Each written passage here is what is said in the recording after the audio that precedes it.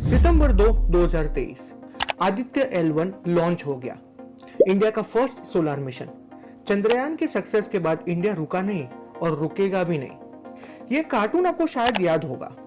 9 साल पहले New York times ने ये कार्टून लॉन्च किया था, जहां एक इंडियन फार्मर अपने काऊ के साथ वर्ल्ड के so called elite space club के दरवाजे पर नॉक कर रहा है। आज इंडिया मून पे पहुंच चुका है और सन पे बहुत जल्दी पहुंचने वाला है। सिर्फ स्पेस एक्सप्लोरेशन में ही नहीं, गवर्नेंस में भी India is on an excellent track to success. World का जीडीपी है $100 ट्रिलियन। ये कुछ 8,000 लाख करोड़ रुपए हुए। इसका अगर आप 85% करोगे तो आपका आंसर आएगा 6,500 लाख करोड़ रुपीस। ये है G20 नेशंस का कंबाइंड जीडीपी और इन G20 नेशंस की प्रेसिडेंसी इस साल मतलब 2023 में इंडिया को मिली हुई है। 10-11 सितंबर 2023 को G20 समिट दिल्ली में होस्ट होने वाला है। ये 2 दिन इंडिया को अगले 2 दशकों के लिए वर्ल्ड के सेंटर स्टेज पे रख देने वाले हैं। प्रधानमंत्री मोदी जी ने अगले 25 सालों को एक अमृत काल बताया हुआ है, क्योंकि in this 25 years India will definitely be poised to be a developed nation. आइए इस वीडियो में हम जानते हैं कि इंडिया के 2 स्पेस मिशंस और ये G20 की प्रेसिडेंसी क्या इंपैक्ट लाएगी on 3 levels. Number 1, India's impression और India's identity on the world stage.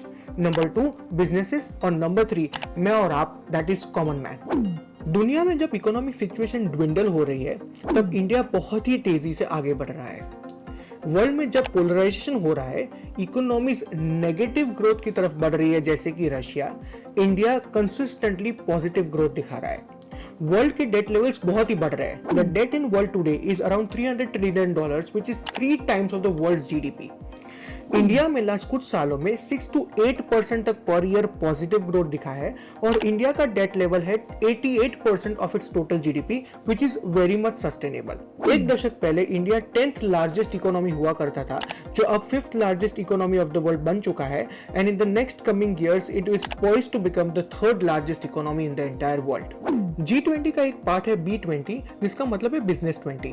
27 अगस्त को इंडिया में B20 समिट हुआ था, जिसमें Indian as well as global businesses के लीडर्स मौजूद थे। अगर इंडियन बिजनेस हाउसेस की बात करें तो there were leaders from houses like Tata, Bajaj, ITC, RP Sanjiv Goenka group वगैरह वगैरह। अगर ग्लोबल बिजनेसेस की बात करें तो Adobe, Mastercard, IBM, Citibank, HSBC के एग्जीक्यूटिव्स इस बिजनेस समिट में हाजिर थे। 3 थीम्स जो इंडियन बिजनेसेस को ग्लोबल लीडर्स बना सकते हैं। नंबर 1, इंडिया का डिजिटल प्ले किट। इंडिया का जो डिजिटल टूल किट है वो वर्ल्ड को बहुत ही पॉजिटिवली इन्फ्लुएंस कर सकता है और कर रहा है। अगर हम इंडिया की यूपीआई की बात करें तो बहुत सारे देश इंडिया की यूपीआई को स्टडी कर रहे हैं और अपने देश में इंप्लीमेंट करने का ट्राई भी कर रहे हैं। चाइना वर्ल्ड का इंडस्ट्रियल पावर हाउस या फिर मैन्युफैक्चरिंग पावर हाउस माना जाता था because of its ample labour, but India is now the most populous country of the world. India के पास रेलेवेंट लेबर है और टेक्नोलॉजिकल कैपेबिलिटीज है, जो दोनों मिलकर इंडिया को वर्ल्ड का ग्रोथ इंजन बना सकते हैं। Number 2, energy. रिन्यूएबल एनर्जी के क्षेत्र में इंडिया वर्ल्ड में 4th पोजीशन पे है। इंडिया स्पेशल इकोसिस्टम्स खड़ी कर रहा है for technologies like solar and green energy. For these technologies G20 is an enabler जो इंडिया के लिए इन्वेस्टमेंट्स लाके देगा और अर्ली ग्लोबल कंज्यूमर्स भी ढूंढ के देगा। India is also focusing heavily on electric vehicles and coal free production of steel. जो भी इकोनॉमीज क्लाइमेट सस्टेन्ड ग्रोथ पाना चाहती है उनके लिए इंडिया एक बहुत ही स्पेशल प्लेस है। Number 3, last but not the least, infrastructure. हम G20 के इवेंट्स करीब करीब 20 सिटीज में इंप्लीमेंट करने वाले हैं। The objective behind that is कि फॉरेन डेलीगेशन इंडियन इंफ्रास्ट्रक्चर को क्लोजली ऑब्जर्व कर पाए और ये देखे कि इंडियन इंफ्रास्ट्रक्चर कितना रेडी है टू इनेबल डेवलपमेंट। 10 और 11 सितंबर को G20 का summit Bharat Mandapam convention centre में होने वाला है। उसके करीब 1 महीने बाद अक्टूबर में G20 का एक दूसरा इवेंट न्यू पार्लियामेंट बिल्डिंग में होने वाला है। The objective is quite simple कि फॉरेन डेलीगेशन बहुत ही क्लोजली ऑब्जर्व कर पाए कि right from airports to roads to convention centres to governance buildings like parliament, India ने इंफ्रास्ट्रक्चर में पिछले दशक में बहुत ही डेवलपमेंट किया हुआ है and this infrastructure development is the enabler for overall economic development. अगर विदेश के बिजनेसमैन और पॉलिटिकल लीडर्स इंडियन इंफ्रास्ट्रक्चर को पहचानेंगे तो हमारे लिए डेफिनेटली बहुत सारी अपॉर्चुनिटीज खुलने वाली है। इंफ्रास्ट्रक्चर का एक बहुत ही इंपॉर्टेंट पहलू है टेक्नोलॉजी, एंड टेक्नोलॉजी का इंपॉर्टेंट पहलू है communications. A communications infrastructure is very much required for any business and any economy to progress.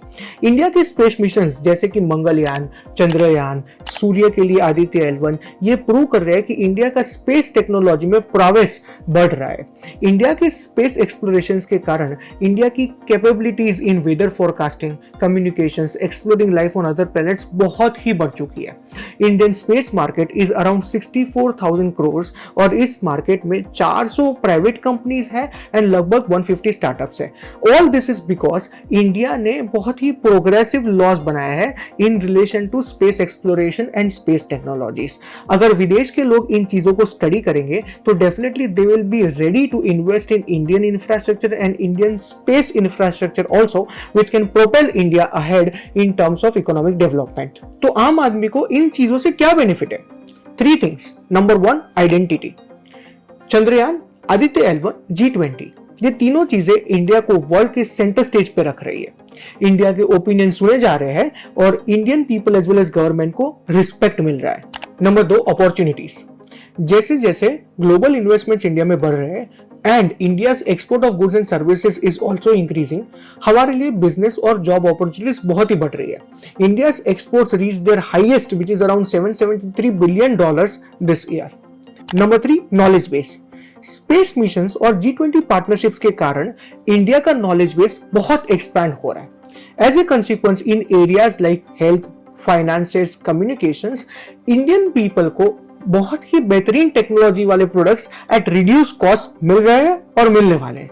2047 तक हमें सुपर पावर बनना है and space missions as well as G20 presidency are those rocket launchers which will get us there. India का शेर दहाड़ रहा है और दुनिया को सुनना पड़ेगा।